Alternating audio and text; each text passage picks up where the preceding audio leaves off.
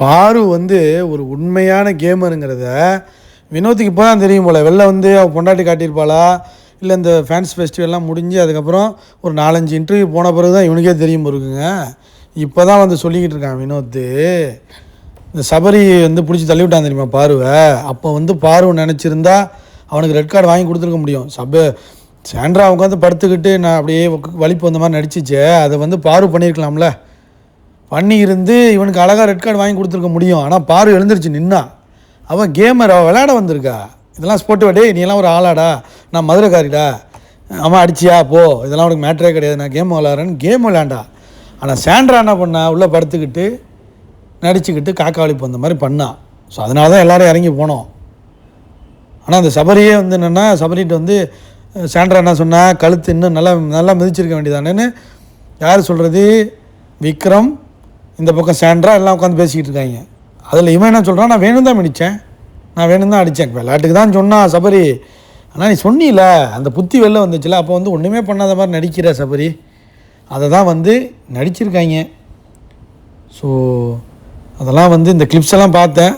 பாரு பண்ண முடிஞ்சிருந்தா பண்ணியிருக்கலாம். ஆனால் அவள் எழுந்திரிச்சு வந்து கெத்தாக நின்னா ஒரு டேலண்ட்டு. ஆனால் வந்து சாண்ட்ரா ஒரு நாடகக்காரி அப்படிங்கிறது தெரிஞ்சு போச்சு. ஓப்பனாக வந்து ஒரு ஸ்டேட்மெண்ட் இன்றைக்கி தான் கொடுத்துருக்கான். உண்மையிலே இப்போ தான் பார்த்துருப்பாமல, கொஞ்சம் கொஞ்சமாக என்னமோ தான் பார்க்க ஆரம்பிப்பான். நம்ம வந்து திவாகரனால தான் பெரிய ஆளானோம் அப்படிங்கிறது இப்போ தான் தெரியும். நம்ம கானா சாங்கை வச்செல்லாம் நான் இந்த அளவுக்கு வரல.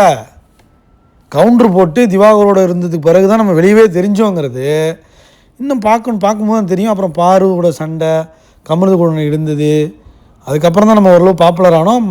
அப்படியே கொஞ்சம் நல்லா பெரிய அளவில் கானா சாங் இதெல்லாம் என்டர்டெய்னராக மாறிட்டோம், மக்கள் மனசில் இடம் பிடிக்க ஆரம்பித்தோம் அப்படிங்கிறத எனக்கு தான் தெரியணும். உனக்கு போய் பீடி வாய் கூடயும் இவன் கூடயும் போய் உட்காந்துக்கிறதுல ஒரு அர்த்தமும் கிடையாது.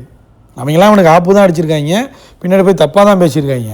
சபரி கூட பரவாயில்ல, பீடி வாயெல்லாம் எவ்வளோ கேவலமாக பேசியிருக்கு வினோத்தை, அதெல்லாம் மறந்துட முடியுமா? இவன் மறந்துட்டான். அப்புறம் இன்னொன்று, இந்த பீடி வாயையும் கமருவையும் வச்சு போத்தன் ராஜ் வந்து ஒரு ஃபிலிம் வந்து ஷார்ட் ஃபிலிம் எடுத்திருந்தார் தெரியுமா, ராமன் அப்படிங்கிற படம். அது 1 மில்லியனை கிராஸ் பண்ணிருச்சுங்க. போத்தன் ஃபேன்ஸ் இன்க்ரீஸ் ஆகிட்டாங்களா, கமரு ஃபேன்ஸ் இன்க்ரீஸ் ஆகிட்டாங்க. பீடி வாய்க்காக அதை பார்த்துருக்க வாய்ப்பு இல்லை. பட் ஆனால் 1 மில்லியனை தாண்டிருச்சு அந்த வீடியோ.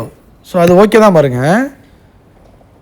ஸோ கமரு ஃபேன்ஸ் தான் இல்லை, பாரு ஃபேன்ஸ் இருக்க வாய்ப்பு இல்லை. ஏன்னா அதில் தான் பீடி வாய் இருக்கே. அதனால் வந்து Kamaru fans full and full அந்த ஷார்ட் ஃபிலிமை 1 மில்லியன் ஆக்கியிருக்காங்க. அப்படி தான் சொல்ல முடியும்.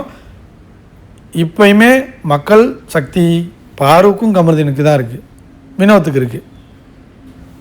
பீடி வாய் உனக்கு இல்லைம்மா. லைக் பண்ணுங்கள், கமெண்ட் பண்ணுங்கள்.